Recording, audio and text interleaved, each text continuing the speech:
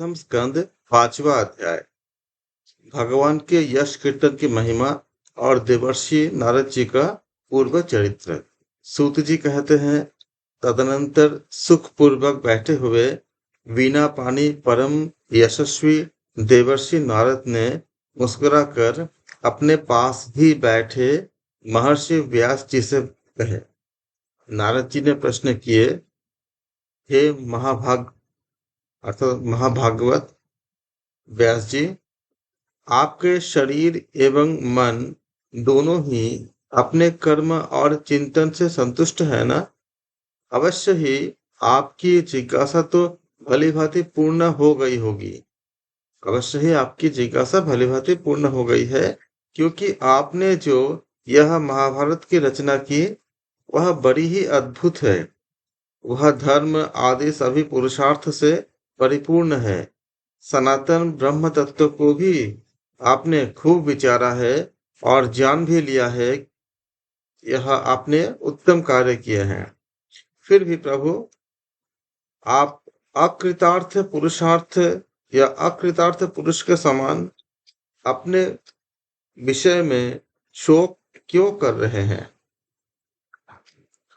व्यास जी कहते हैं, नारद जी पूछते हैं कि प्रभु, आप अकृतार्थ पुरुष के समान अपने विषय में शोक क्यों कर रहे हैं?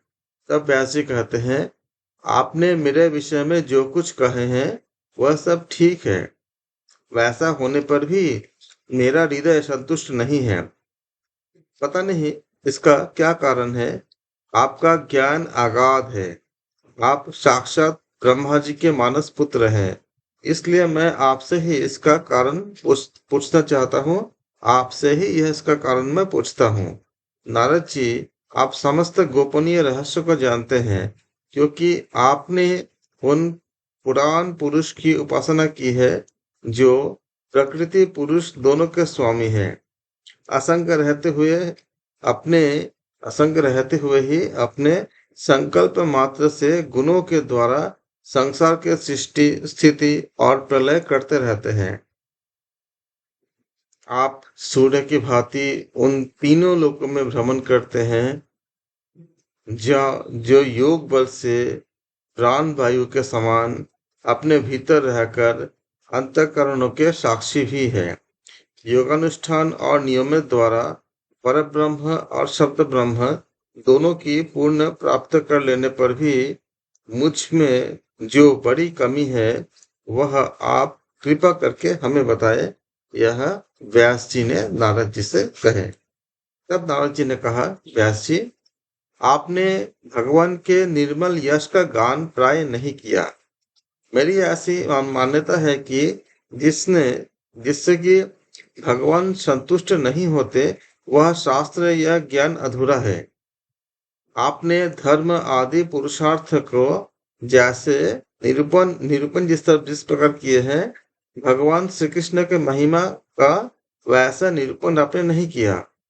जिस वाणी से चाहे वह रस भाव अलंकार आदि से युक्त ही क्यों न हो, जो जगत को पवित्र करने वाले भगवान श्री कृष्ण के यश का कभी गान नहीं होता, वह तो कौवे के लिए उच्छिष्ट फेंकने के स्थान के समान अपवित्र मानी जाती है। मानसरोवर के कमनीय कमल वन में विहरने वाले हंसों की भांति ब्रह्मधाम में विहार करने वाले भगवत चरणाबिंद अर्थात भगवत चरणाबिंदश्रित यह परमहंस भक्त कभी उसमें रमन नहीं करते। इसके विपरीत जिसमें सुंदर रचना भी नहीं है और जो दूषित शब्दों से युक्त भी है, परंतु जिसका प्रत्येक श्लोक भगवान के सुयश सूचक नामों से युक्त है, वह वाणी लोगों के सारे पापों का नाश कर देती है। क्योंकि सत्पुरुष ऐसी ही वाणी का श्रवण गान और कीर्तन किया करते हैं। वह निर्मल ज्ञान भी जो मोक्ष की प्राप्ति का साक्षात साधन है, यदि भगवान की भक्ति से रहित हो तो उसकी उतनी शोभा नहीं होती।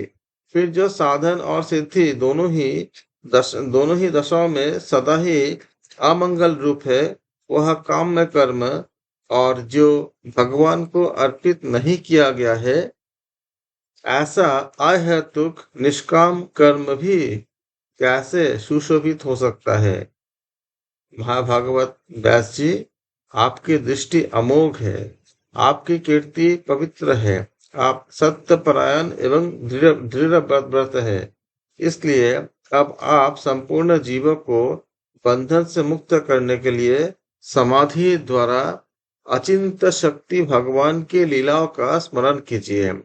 जो मनुष्य भगवान की लीला के अतिरिक्त और कुछ कहने की इच्छा करता है, वह उस इच्छा से ही निर्मित अनेक नामों और रूपों के चक्कर में पड़ जाता है। उसकी बुद्धि भेदभाव से भर जाती है। जैसे हवा के झोंकों से डगमगाती हुई ढोंगी को कहीं भी ठहरने का ठौर नहीं मिलता, वैसे ही उसकी चंचल बुद्धि कहीं भी स्थिर नहीं हो पाती। संसारी लोग स्वभाव से ही विषयों में फंसे हुए होते हैं। धर्म के नाम पर आपने उन्हें निंदित यानी कि पशु हिंसा युक्त सकाम कर्म करने की आज्ञा भी दे दी है। यह बहुत ही उल्टी बात हुई, क्योंकि मूर्ख लोग आपके वचनों से पूर्वोक्त निंदित कर्म को ही धर्म मानकर कि यही मुख्य धर्म है, ऐसा निश्चित करके उसका निषेध करने वाले वचनों को ठीक नहीं मानते। भगवान अनंत है। कोई विचारवान ज्ञानी पुरुष ही संसार की ओर से निवृत्त होकर उनके स्वरूप भूत परमानंद का अनुभव कर सकता है। अतः जो लोग परमार्थिक बुद्धि से रहित और गुणों के द्वारा नचाए जा रहे हैं, उनके कल्याण के लिए ही आप भगवान की लीलाओं का सर्वसाधारण के हित की दृष्टि से वर्णन कीजिए। जो मनुष्य अपने धर्म का परित्याग करके भगवान के चरण कमलों का भजन सेवन करता है, भजन परिपक्व हो जाने पर तो बात ही क्या है। यदि इससे पूर्व ही उसका भजन छूट जाए तो क्या कहीं भी उसका कोई अमंगल हो सकता है। परंतु जो भगवान का भजन नहीं करते और केवल स्वधर्म का पालन करते हैं, उन्हें कौन सा लाभ मिलता है। बुद्धिमान मनुष्य को चाहिए कि वह उसी वस्तु की प्राप्ति के लिए प्रयत्न करे जो तिनके से लेकर ब्रह्मा पर्यंत समस्त ऊंची नीची योनियों में कर्मों के फलस्वरूप आने जाने पर भी स्वयं प्राप्त नहीं होती। संसार के विषय सुख तो जैसे बिना चेष्टा के दुख मिलते हैं, वैसे ही कर्म के फलस्वरूप में अचिंत्य गति समय के पेड़ से सबको सर्वत्र स्वभाव से ही मिल जाते हैं। व्यास जी, जो भगवान श्री कृष्ण के चरणाविंद का सेवक है, वह भजन न करने वाले कर्मी मनुष्य के समान दैवात कभी बुरा भाव हो जाने पर भी जन्म मृत्यु में संसार में नहीं आता। वह भगवान के चरण कमलों के आलिंगन का स्मरण करके फिर उसे छोड़ना नहीं चाहता। उसे उसका चस्का जो लग चुका है, जिनसे जगत की उत्पत्ति, स्थिति और प्रलय होते हैं, वे भगवान ही इस विश्व के रूप में है। ऐसा होने पर भी वे इससे विलक्षण है।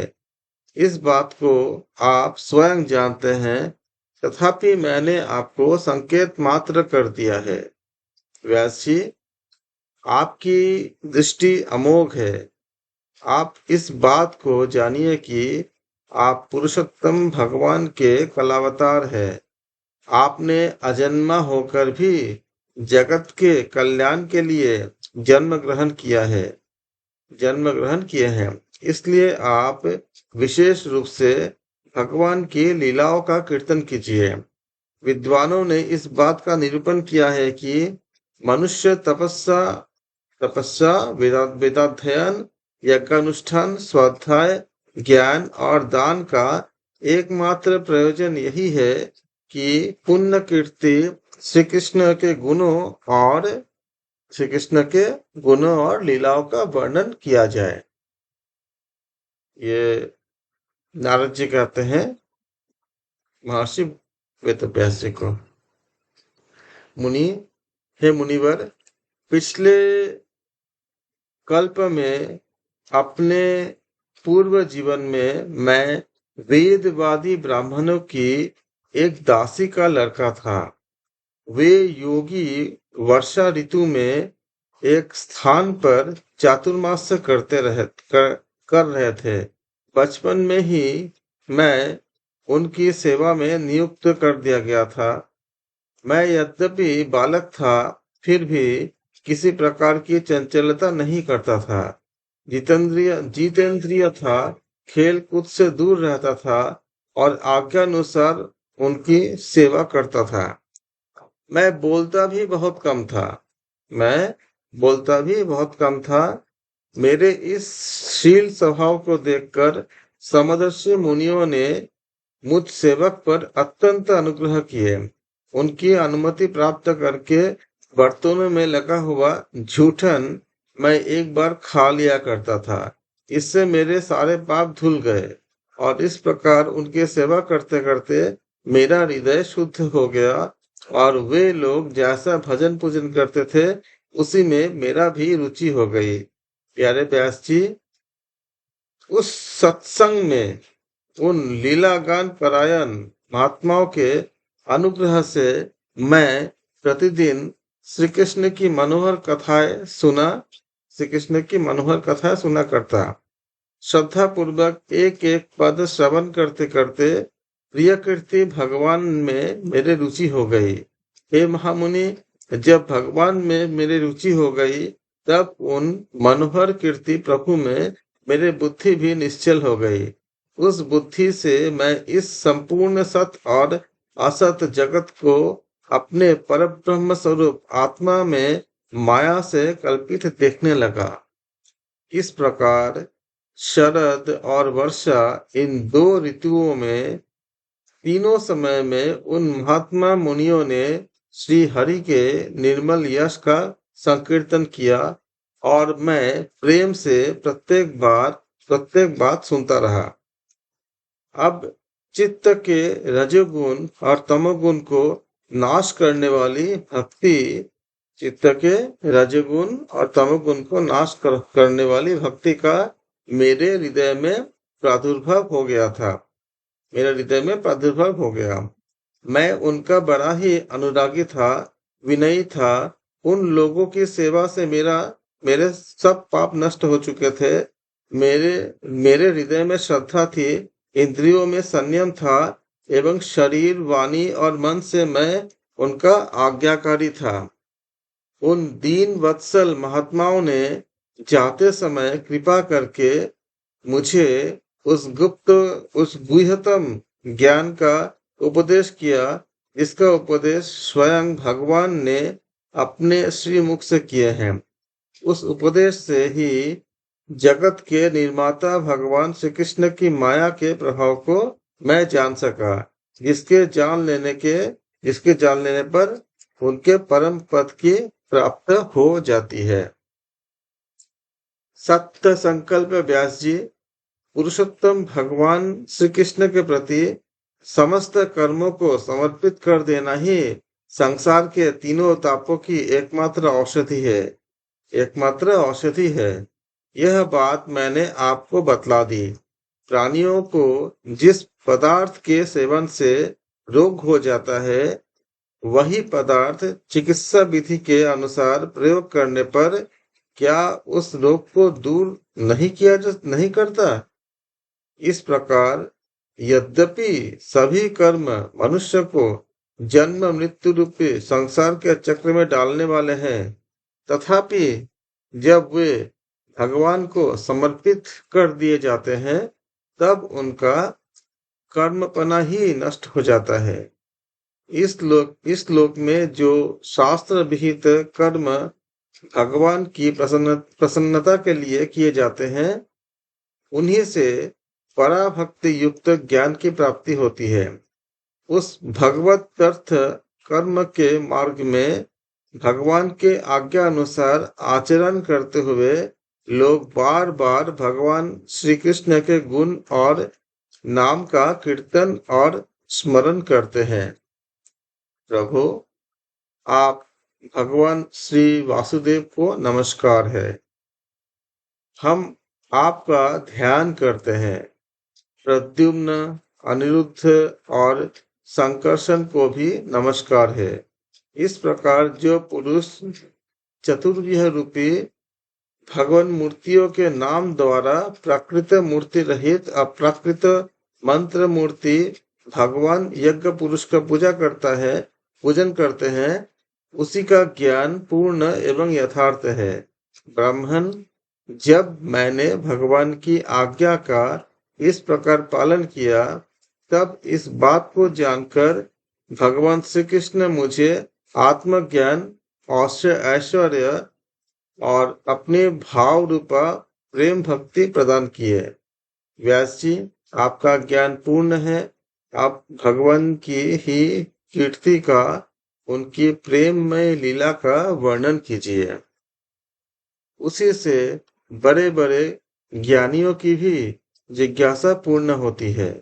जो लोग दुख के द्वारा बार बार रौंदे जा रहे हैं, उनके दुख की शांति इसी से हो सकती है और कोई उपाय नहीं है, ऐसा नारद जी ने व्यासदेव जी को बताया। यहाँ हमारा 5वां अध्याय समाप्त होती है। 6ठे अध्याय में हम चर्चा करेंगे नारद जी के पूर्व चरित्र का शेष भाग। आप सबके अंदर जो परमात्मा विराजमान है, मैं उस ईश्वर को प्रणाम करता हूँ। आप सबका धन्यवाद।